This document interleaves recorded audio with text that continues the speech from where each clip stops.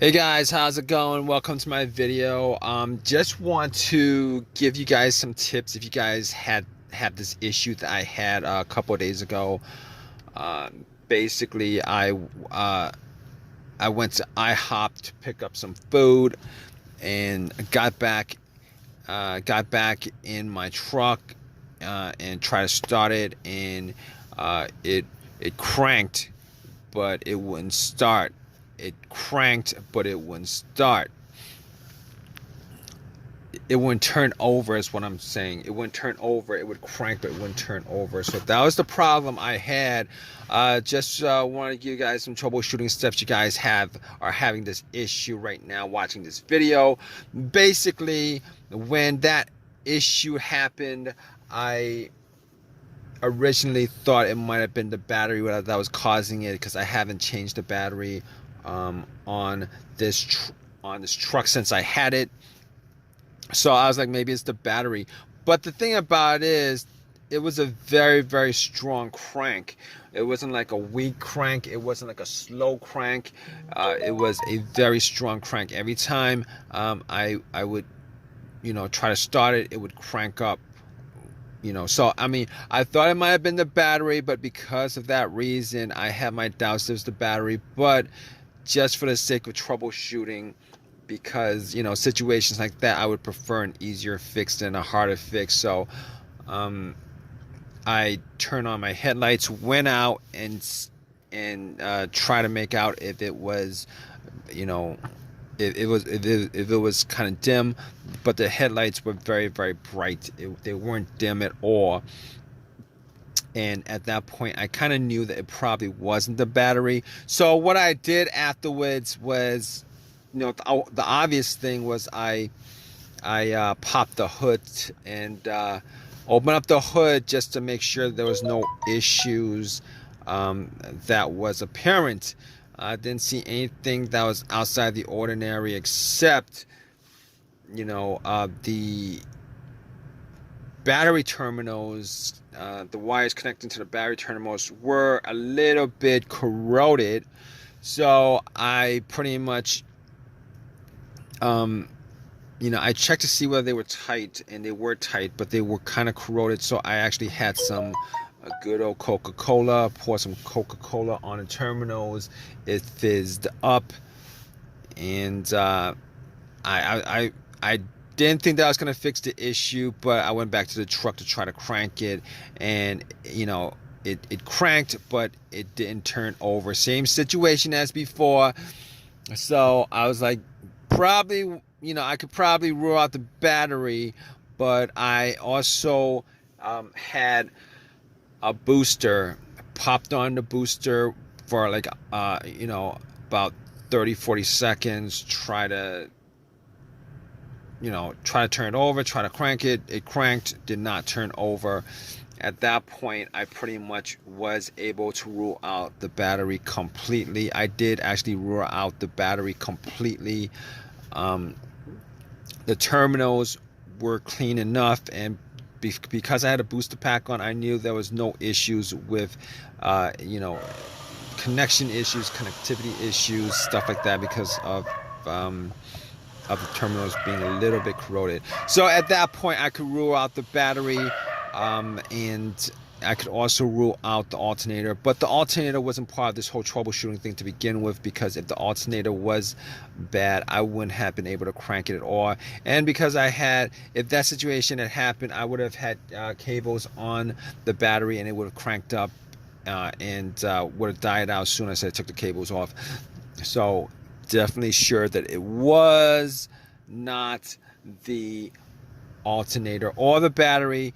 And I also made sure to check out the negative ground wire cable from the battery, to make sure that there was no issues as far as it being loose or being corroded, or the wire being frayed. Sometimes that could cause this issue where it would crank, but it wouldn't turn over. However, in most of these situations where the crown wire is the issue for a no crank, no start, normally there would be like a slow crank, but this is every time I would crank the truck up, it would be a very, very strong crank. So I could rule out the negative line, I could rule out the battery, I could rule out the alternator, but the alternator I didn't have to worry about to begin with.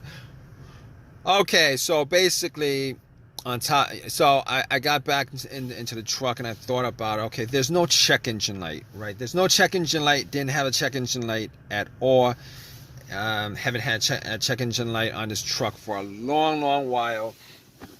So basically I did not have a check engine light, but just to make sure, I took out my trusty $20 OBD2 reader that I got from Walmart, that I've had from Walmart for a long while. I've had it, plugged it in just to make sure that there's no ECM PCM computer issue, and I pretty much scanned it. It scanned all the way through, gave a readout, no codes, all the monitors were good. At that point I knew that I could probably rule out the computer, the PCM, ECM, the computer causing this this crank but no start issue.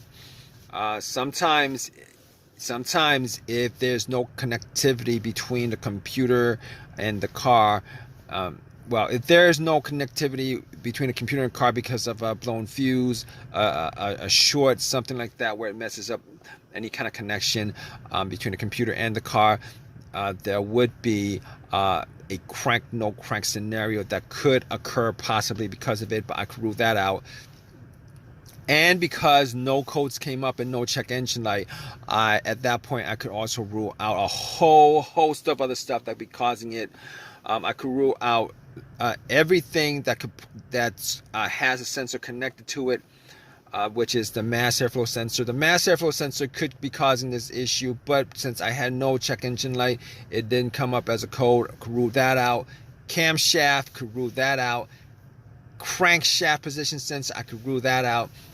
Throttle body, throttle position sensor, I could rule that out. I could rule all those things out just off of the fact that there's no codes for any of those things.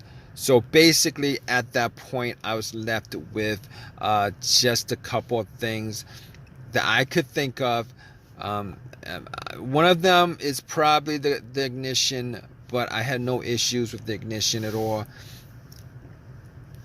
since I had this truck, so I didn't think that was it. But we're gonna I pretty much went to the couple of things that I could think of that would have been easy fixes, which was fuses and relays.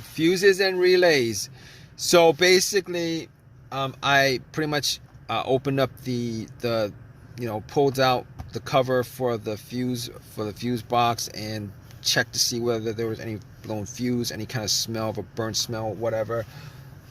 Brownish looking fuses from the top, and I wasn't able to see any of it.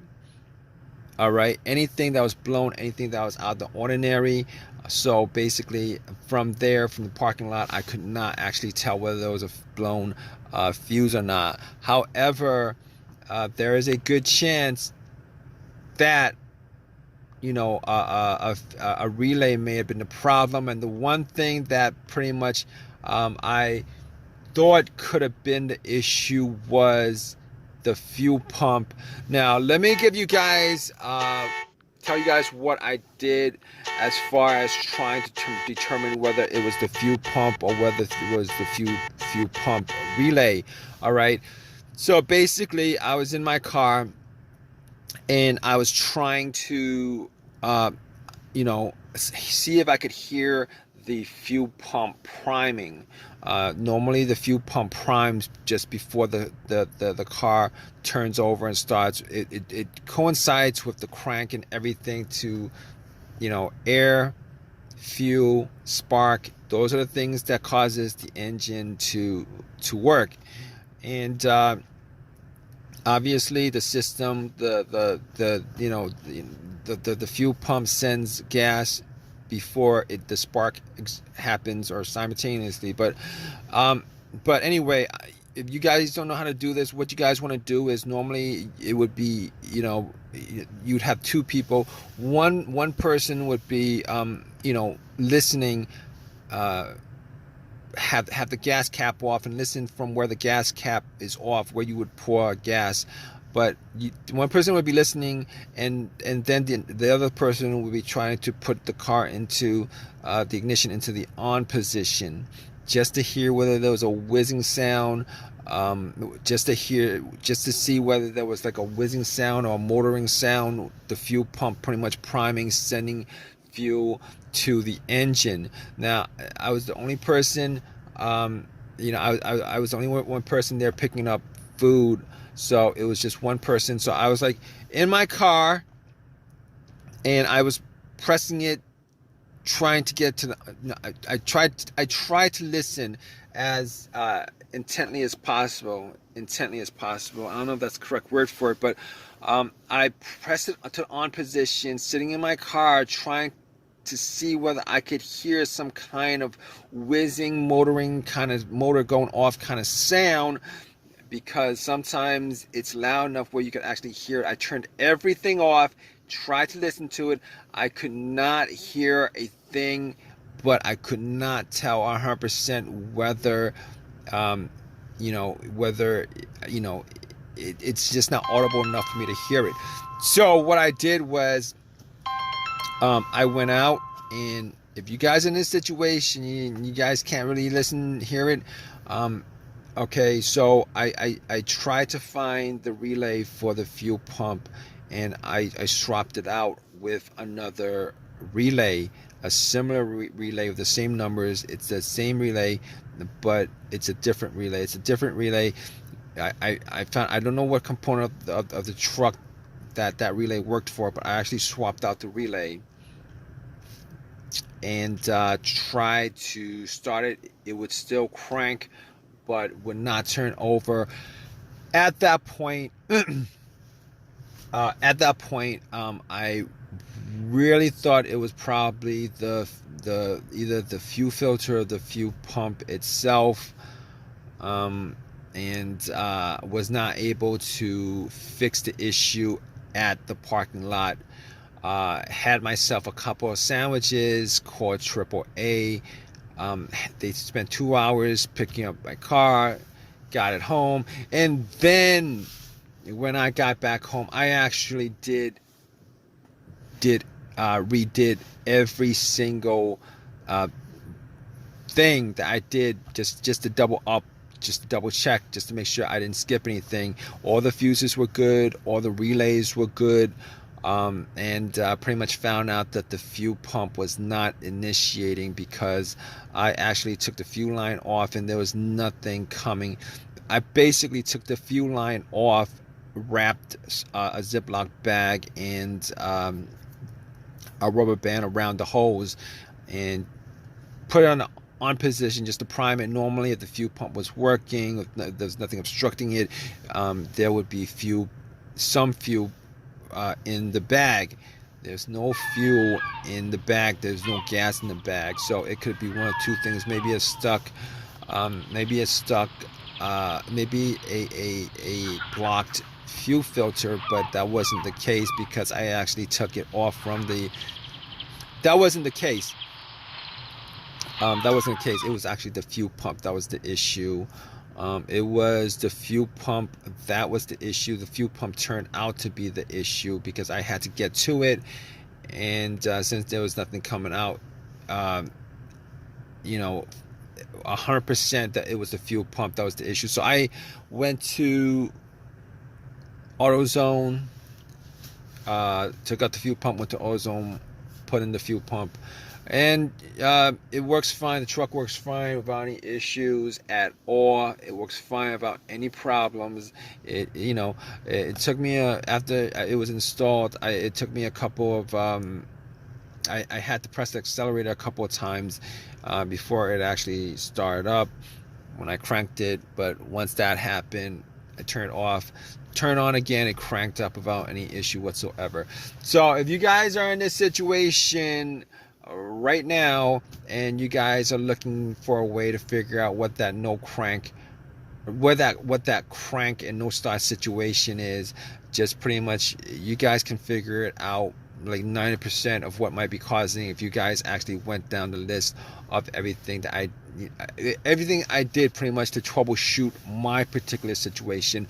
Hopefully with your situation, you probably have it probably isn't that big of a deal where it may have been maybe a fuse or a relay that's causing it. But regardless, you guys have any comments, please leave your comments in the comment section. If this has helped you guys out in any way, please give me a thumbs up. Please subscribe. All right, guys, take care.